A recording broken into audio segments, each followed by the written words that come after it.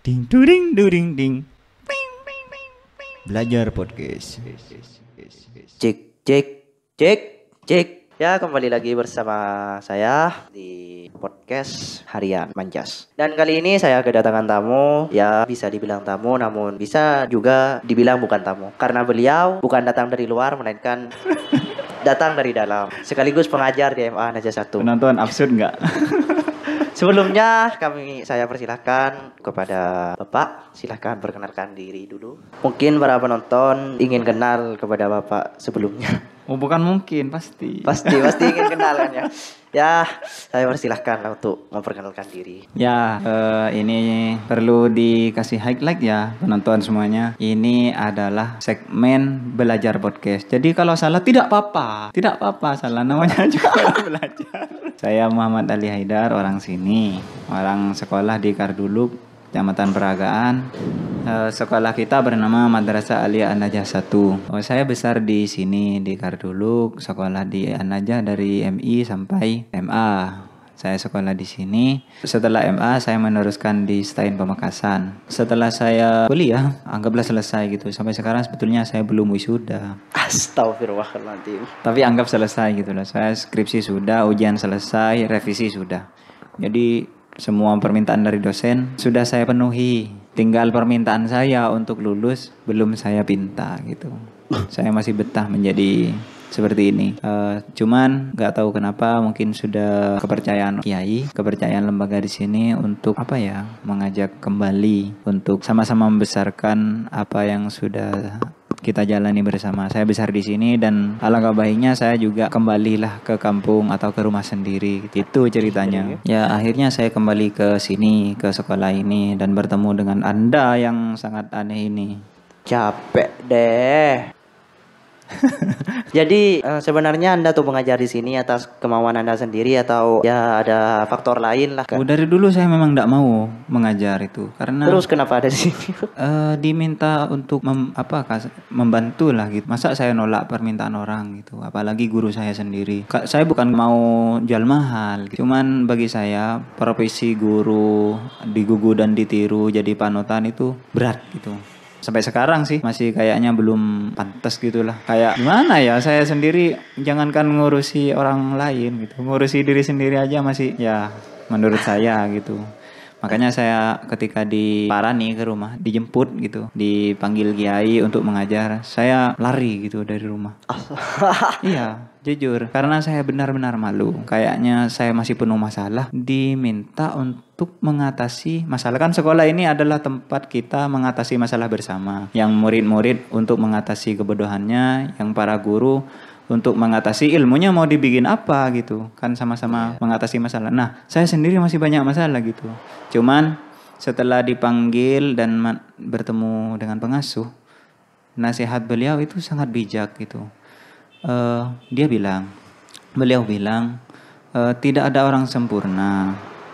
Yang ada itu orang yang mau memberikan apa tidak. Apa yang diberikan kepada hamba lalu mau diberikan ke orang lain atau enggak. Yang ada cuman itu, ada yang diberikan, ada yang tidak.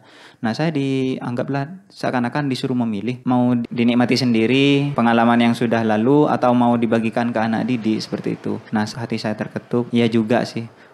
Walaupun saya masih banyak masalah, juga saya belum sempurna, toh ada beberapa hal yang boleh bisa dibilang saya itu bisa. Kenapa saya tidak bagikan yang bisa itu aja, yang masih belum saya bisa atasi, ya udah jangan diperpanjang gitu. Misalnya gini, untuk masalah level 10 saya masih belum bisa, cuma di level 3 saya sudah mahir. Nah, level 3 ini yang saya akan berikan. Jadi kalau mau menunggu sempurna ya kapan gitu. Jadi sebenarnya tuh kan ini bukan kehendak Anda pribadi atau kemauan Anda kan dalam mengabdi di MA Najah 1. Bisa dibilang begitu atau tidak?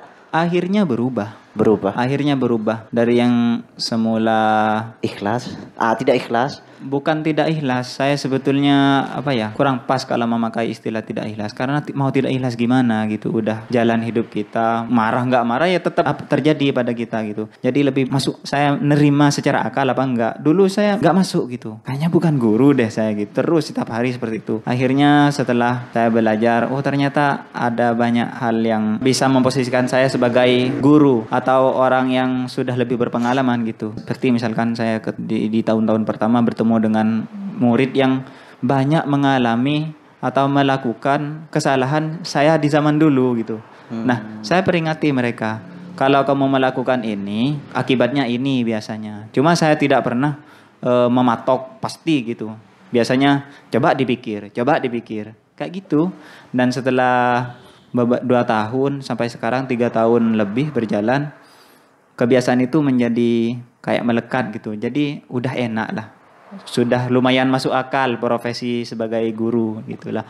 Malah saya bisa dibilang bersyukur gitu, bisa menemani hamba Allah yang lain gitu. Toh saya juga dulu diayomi juga dan ditemani sama orang tua, sama guru-guru senior di sini, mereka yang mendidik saya gitu. Jadi udah bagian saya sekarang untuk juga sama-sama berbagi gitulah. Kalau bicara dalam mendidik siswa ya kan, jadi dari beberapa guru tuh kan memiliki karakter masing-masing kan dalam membagikan sebuah ilmunya, gimana cara mereka mengajar. Kalau Anda sendiri dalam segi mengajar lebih menirukan yang sebelumnya diajarkan kepada Anda, atau Anda memiliki konsep sendiri dalam segi mendidik siswa? Saya berani katakan, saya pasti mengkopi sebagian besar apa yang diajarkan oleh orang tua saya atau guru-guru saya, karena ajaran mereka itu sangat lama. Artinya kalau mau dibilang tidak membekas, sadar atau tidak, saya pasti seperti banyak teman-teman yang mengatakan gaya bicara saya seperti kiai yang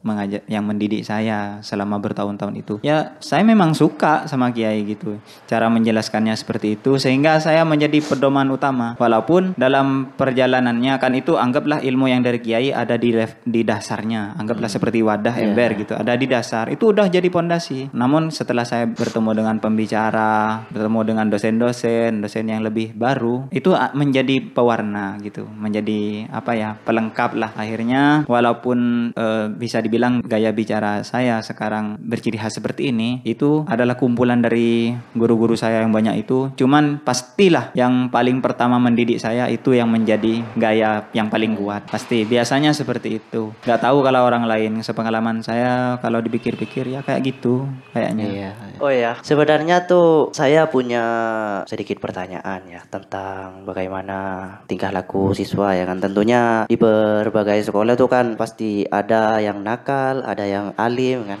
ada yang sedikit melenceng dari tata tertib dan aturan. Menurut Anda tuh bagaimana cara menyikapi mereka tuh kan? Apakah dengan kekerasan yang sudah dari dulu diterapkan, atau dengan secara halus, atau ada hal lain yang bisa dapat mengubah mereka? Oke.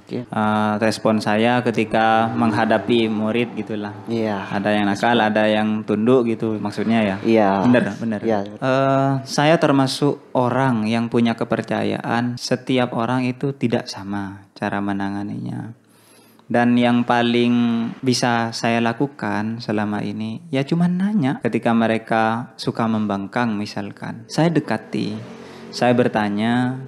Tidak hanya kepada anak yang bersangkutan, tetapi sama teman-temannya, termasuk pada Anda juga. Ya, dalam perjalanan saya belajar, saya bertemu dengan pelajaran tentang karakter, tentang desain manusia, Sampai tentang kalau yang percaya weton, itu saya sering diskusi masalah itu, antara faktor bawaan lahir dan juga didikan orang tua. Itu semuanya ternyata saling terhubung sama lain dan menghasilkan sebuah output anak yang berkarakter A dari yang banyak hal itu. Nah, dari skema yang seperti itu, saya selalu berusaha untuk mendapat data sebanyak-banyaknya. Karena yang perlu diwaspadai dari manusia menurut saya adalah asumsinya sendiri. Ya, walaupun memang kita pasti memakai asumsi setiap saat. Asumsi itu perkiraan, prakira gitu. Jangan-jangan seperti ini, jangan-jangan seperti ini. Nah, saya menghindari memakai itu. Saya lebih suka memakai data yang ada. Faktor lahirnya seperti ini. Dia lahir di keluarga yang seperti ini. Buku-buku yang dia baca, kalau baca ya muridnya. Buku-buku yang dia baca seperti ini. Biasanya secara pengalaman dari penelitian terdahulu yang dilakukan oleh banyak ilmuwan akan menjurus seperti ini. Nah, saya selalu memakai metode seperti itu. Ya Ya memang capek. Pulang sekolah itu kita anggaplah mengorbankan jam tidur kadang untuk sekedar menelisik. Apa ya kalau istilah di sekarang, istilah populernya itu metakognisi. Misalkan anak-anak itu tahu bahwa olahraga menyehatkan. Nah, metakognisinya itu ada sebetulnya. Kenapa olahraga bisa menyehatkan? Perinciannya gitu. Dibuat di bagan besar, kenapa hal itu bisa terjadi? Itu namanya metakognisi. Saya selalu memakai metode seperti itu. Misalkan Gufron, orangnya gini. Fakta yang saya temui di sekolah Gufron itu seperti ini, yang berdasarkan indera saya melihat seperti ini. Terus saya tanya klarifikasi, di rumah ngapain? Terus motivasinya seperti apa? Nah, dari yang tidak terlihat yang bersifat metakognisi ini dihubungkan dengan yang kognitif yang kelihatan di ujian. Nah, itu ada garis merahnya setiap anak. Nah, dengan terbiasa seperti itu di tahun-tahun pertama memang saya butuh banyak kertas untuk mendapat data seperti itu, mendapat kesimpulan. Cuma ketika semakin lama menjadi guru, kayaknya makin mudah menebak itu. Oh anaknya gini, gitu. Dan saya tidak mengklaim saya sekarang sudah mahir menebak-nebak seperti itu. Cuma di beberapa waktu terakhir saya jarang meleset. Oh iya. Ketika berkomunikasi dengan anak ini harus seperti ini. Ya walaupun saya terkadang masih banyak kaget karena murid di sini dibanding apa yang saya punya di sini itu lebih banyak karakter macam-macamnya murid gitu. Jadi saya masih kadang kaget. Oh ternyata salah. Gitu. Itu ternyata ilmunya Allah masih luas. Walaupun yang diberikan oleh dia itu udah alhamdulillah gitu sangat banyak. Cuman tetap aja gitu ilmunya Allah itu masih luas gitu. Ya bicara seperti itu. Ini kan terkadang banyak anak yang kaget lah dengan semacam anak yang kelihatannya tuh meler, bodoh. Tapi ketika dihadapkan dengan soal seperti ini, kok yang ranking 1 setiap tahunnya tuh gak bisa menjawab. Ternyata anak yang dianggap bodoh dan nakal itu bisa menjawab. Itu kalau menurut pandangan anak atau ada di otaknya itu terdapat beberapa macam istilahnya. Pokoknya seperti itulah. Gimana menurut pandangan anda? Anggaplah terjadi keanehan. Iya terjadi keanehan gitu. Itu juga di awal-awal saya mengajar, saya mengalami perasaan yang sama. Kok setelah saya merasa baca banyak buku, ternyata setelah dihadapkan dengan kenyataan, wah ada banyak hal aneh gitu. Dan dari situ saya riset, ternyata ada hubungannya dengan sejarah sekolah. Sekolah itu kan kalau menurut para ilmuwan bisa diharapkan akan melahirkan generasi yang siap siaga untuk bisa apa-apa, bisa menyumbang kembali lah gitu. Sesuai dengan pilihan masing-masing, bakat apanya punya kelebihan di sana sini tergantung muridnya gitu. Dan ternyata ada banyak, bukan hanya di sini ternyata, ada banyak sekolah itu gagal untuk memberikan anggaplah seandainya balapan itu sekolah idealnya harus punya juara masing-masing. Jadi gini, misalkan anak yang bakat main bola itu harus punya lapangannya sendiri. Dia akan dicap sebagai termahir di bidang bola. Idealnya sekolah seperti itu awalnya. Dan dalam kenyataannya sekolah kita itu masih kekurangan tenaga kerja. Kekurangan pejuang lah. Ya di sini pun kita akui di MA aja ini kekurangan pejuang. Oke, di bidang agama mungkin di sekolah sini mumpuni untuk mengajarkan fikih, ibadah, ya. Tapi untuk misalkan di bidang IT, di sini tidak ada. Kita harus mengakui, baik sebagai siswanya atau sebagai gurunya harus mengakui masih tidak ada kesempurnaan. Dan itulah masalahnya kenapa muncul keanehan-keanehan tadi. Ketika di kelas memang lombanya di bidang kan banyak di sekolah itu yang ranking 1 ternyata tolak ukurnya fikih, akidah akhlak, ini ternyata ada 15 mata pelajaran misalkan. Sedangkan ilmunya Allah itu kan ada banyak banget gitu. Nah, jadi saringannya untuk dilabeli ranking 1 itu adalah siswa terbaik sebetulnya masih jauh sebetulnya. Yang menurut saya dan menurut guru-guru yang lain pastinya sadar ya, guru-guru sadar akan kelemahan sistem sekolah yang zaman sekarang. Idealnya memang harus ada yang seperti tadi. Ini ranking 1 di bidang bola gitu. Ini ranking 1 di bidang seni. Enaknya gitu sebetulnya. Walaupun instrumennya sangat sulit dan insya Allah dengan adanya teknologi itu bisa ke belakangnya. Oh iya. Jadi gini, saya tuh sekilas tumbuh ya pikiran, bukan tumbuh sih, sekilas datang lah. Ini kan kalau di Indonesia tuh patokannya kita dalam belajar tuh masih ke kurikulum kan. Terutama di sekarang sedang mengembangkan kurikulum merdeka. Saya tuh kepikiran gimana kalau sekolah tuh sebenarnya dirubah. Yang awalnya gini, di MA tuh kan kelas tuh ada dari kelas 1, 2, 3 dan setelah itu lulus. Gimana kalau di MA kita ubah menjadi kelas tuh berbagai macam kelas dan kapan kita lulusnya itu tergantung dengan pencapaian kita. Dari kelas 1 atau bisa dibilang kita akan merubah semua kelas tuh. Di kelas ini di bidang akademik, di kelas ini di bidang apa tuh kan dan seterusnya. Coba bagaimana kalau pendapat Anda pribadi jika semuanya bisa seperti itu gitu kan. Semuanya bahkan. Ya, saya bukan membaca ya, menonton video juga membaca artikel banyak tentang pendapat gimana idealnya sistem kelas kan gitulah. Yang pada intinya ada dua sebetulnya. Ada teacher centered atau satu guru itu menanggung semua murid dalam satu keahlian. Itu sistem satu. Yang kedua ada terpaku kepada murid. Murid yang suka bola kumpul di kelas ini kelas bola, gitu. Ya. Nah, maunya yang tadi kan yang nomor 2 berarti kan. Ya. Nah, itu sama-sama punya kelebihan dan keuntungan. Cuma ekstrim. Keuntungannya ekstrim, kerugiannya ekstrim. Jika diterapkan hanya satu-satu gitu. Baik terfokus kepada gurunya atau terfokus kepada muridnya. Nah, untuk mengatasi kerancuan tadi, kalau dulu memang di zaman-zaman awal Islam contohnya, itu memang seperti Imam Syafi'i kan disebut fuqaha. Nah, Imam Syafi'i itu bisa banyak bidang, baik dari muamalah, perdagangan, sampai bahkan sains mungkin beliau juga paham. Soalnya dia meneliti darah juga bisa. Nah, Separuh otak manusia. Dulu memang berpusat ke satu guru. Satu guru mengijazahi muridnya. Nah, di zaman sekarang ada banyak perkembangan yang sekarang ada SMK. Orang yang mau fokus jahit ya jahit, didatengin sama guru-guru yang bisa menjahit. Nah, itu kan grup 1 dan grup 2. Nah, menurut saya pribadi ya, kita bikin grup 3 saja. Tidak masalah kita tetap pakai kelas yang seperti ada sekarang.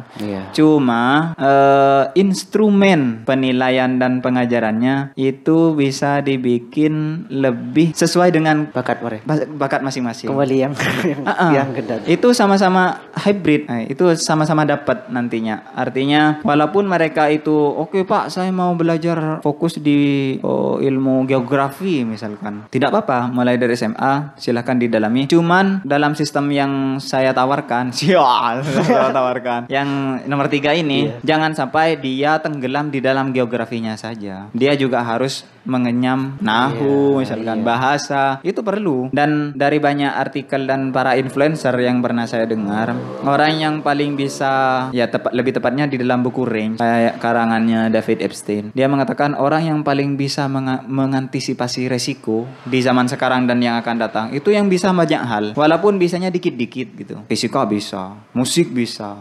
Soalnya gini, di zaman sekarang itu kan kita sudah ada tiga faktor yang berbeda. Manusianya ada gitu, ada teknologi dan juga ada alam. Kalau dulu cuma 2, manusia dan alam. Sekarang udah ada teknologi. Jadi misalkan walaupun orang taruhlah di masalah akuntansi, perhitungan keuangan, kita cukup tahu sedikit teori besarnya saja, udah serahkan ke komputer gitu. Masalah trading apa gitu, naik turunnya biarin komputer yang ngerjain. Jadi walaupun nggak ahli-ahli banget, mending kita belajar banyak hal yang berbeda-beda, cuma menyeluruh gitu. Itu menurut saya. Dan selama ini di sekolah sini dan banyak sekolah yang saya temui sudah enak sebetulnya. Cuman keragaman pengenalan pembelajarannya itu kurang beragam menurut saya. Kayak di sini ya guru-gurunya memang terbatas, jam sekolahnya memang terbatas. Itu sudah satu pelajaran saja menghabiskan banyak waktu kan. Nah, kalau mungkin bisa dioptimalkan sampai full day dengan beragam macam pelajaran, yang pelajarannya seru-seruan, bukan banyak tugas. Pelajaran kimia tugasnya segini, pelajaran segini. Enggak, cuman mengenalkan gitu. Dunia kimia seperti ini loh, seperti ini. Nanti kan murid-murid punya ember yang besar, bisa melihat banyak hal sekaligus gitu. Itu menurut saya. nggak tahu kalau orang lain.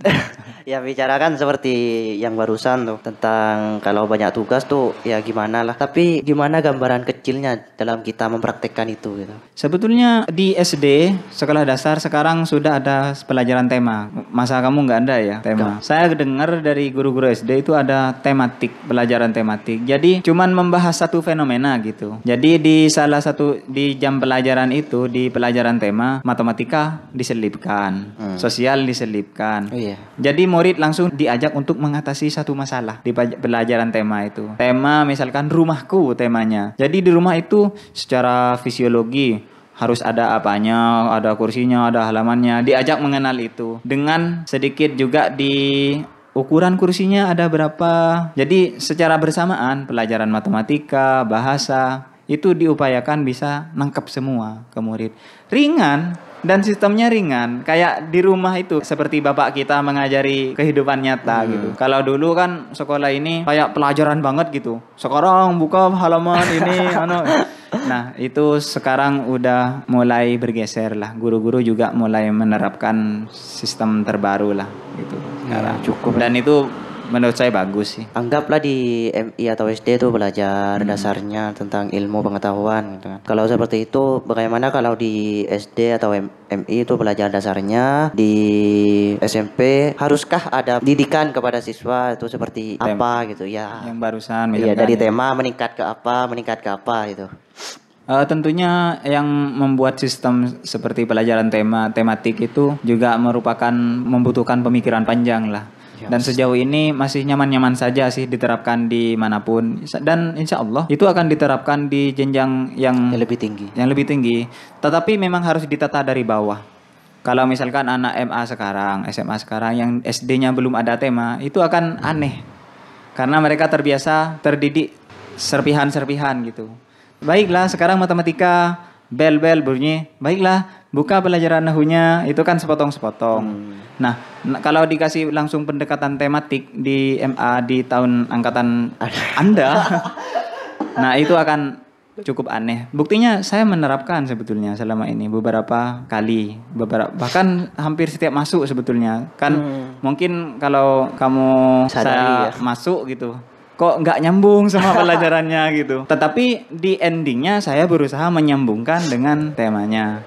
Nah, saya ingin mengantarkan orang lain, ya kalau di sekolah yang murid, bahwa ada dunia yang ibaratnya seperti ini. Ada dua macam dunia yang saya kenal. Dunia pertama itu seperti rumah besar yang ada banyak kamarnya. Dan masing-masing kamar itu punya urusan sendiri. Jadi satu rumah ilmu misalkan. Ini kamarnya matematika, ini kamarnya biologi, seperti itu. Nah, yang kedua ada kamar yang lain, ada bentuk yang lain, yakni sebuah rumah besar yang nggak ada sekatnya sama sekali, cuma pintunya banyak. Ya, saya mau menawarkan itu. Oke, sekarang misalkan saya sekarang lagi ngajar nahu, tetapi saya bawa dari sudut pandang matematika misalkan. Itu cuma beda bahasa, prinsipnya sama kok. Nah, saya selalu berusaha seperti itu. Walaupun memang seperti tadi tantangannya karena mungkin teman-teman anak murid itu tidak terbiasa dengan gaya seperti itu. Kebanyakan mereka bingung. Iya. Terutama saya. Iya, saya menghargai kebingungan itu. Memang ini masalah rezeki kayak gitu. Kebetulan mungkin saya diberi rezeki lebih cepat aja gitu. Tidak ada kebanggaan sama sekali. Cuman masalah waktu aja. Siapa tahu nanti di masanya sampean itu menjadi lebih berkembang lagi gitu. Soalnya waktu MA, waktu MTS, waktu SD, saya itu samalah kayak sampean, nggak ada pelajaran tematik, nggak ada itu. Semuanya serba seperti rumah besar. Kamarnya banyak dan masing-masing gitu. Ini nahu, teng buka pelajarannya, beda geografi. Nah, aneh banget gitu. Ternyata setelah saya berpikir dan banyak belajar filsafat, ternyata memang seperti rumah besar ilmunya Allah itu. Cuman kita bisa masuk dari pintu mana saja gitulah. Artinya orang yang belajar nahu mirip sebetulnya garis merahnya sama fisika misalnya, mirip-mirip aja gitu. Jadi kalau sudah pendiriannya seperti itu, jangan heran kalau dia bisa banyak hal, gitar bisa, silat bisa, karena sudah dibangun di fondasi yang anggap benar gitu. Saya belum berani menganggap itu sudah benar. Bisa saja itu sangat salah. Tapi insya Allah sejauh ini enak-enak saja kok dipraktikan dan banyak buahnya gitu. Cuman ini sisi negatifnya, kadang kita bingung. Tenggelam di dalam ruangan yang sangat besar itu tadi kan nggak ada sekatnya. Iya. Ini apa ya, apa nahu, apa biologi ya, sampai bingung sendiri, pusing gitu. Cuman itu sebentar, esoknya udah senyum-senyum sendiri. Oh ternyata gini cuman sambungannya gitu. Ketemu sama anak fisika, oh gitu ya mas. Ketemu sama anak matematika, ketemu sama anak-anak nahu, anak-anak pondok yang salaf gitu. Tinggal oh biasanya garisnya seperti ini sambungannya. Nyambung-nyambung aja, enak gitu. Dan itu saya berusaha untuk mengajak orang. Sepertinya dunia seperti ini enak gitu. Makanya ke kelas kamu, saya juga pakai metode yang aneh-aneh seperti itu. Memang butuh waktu lama memang. Setelah 1 tahun, 2 tahun, biasanya mereka paham dengan sendirinya. Jadi yang saya berikan ke kelas itu bukan materi biologi ini, biologi tak bungkus di plastik makan, bukan seperti itu. Lebih baik kayak gini. Ini biologi, ini kimia. Sebetulnya kalau diracik rasanya seperti ini loh. Sifatnya sifat celah. Enak gitu menurut saya. Begitu. Iya. Saya kesimpulan Kesimpulannya tidak ada kesimpulan karena ini terus dikembangkan. Kan saya bilang belum tentu benar ini, masih terus berkembang. Sama seperti saya menganggap ini belum final. Terus mungkin besok berubah lagi gitu, nggak tahu. Selama itu bisa mengatasi masalah-masalah yang dekat, ya kita pakai itu aja gitu. Jangan deh. Oke, ya mungkin cukup sekian dari kami berdua, dan yang terakhir mungkin akan disampaikan, dan saya ada keperluan. Dan pertanyaan yang terakhir dari saya pribadi, jadi sekolah itu apa? Dadah. Aduh. Ya, akan saya jawab. Siapa takut? Sekolah adalah tempat bertukar kesadaran. Seperti itulah.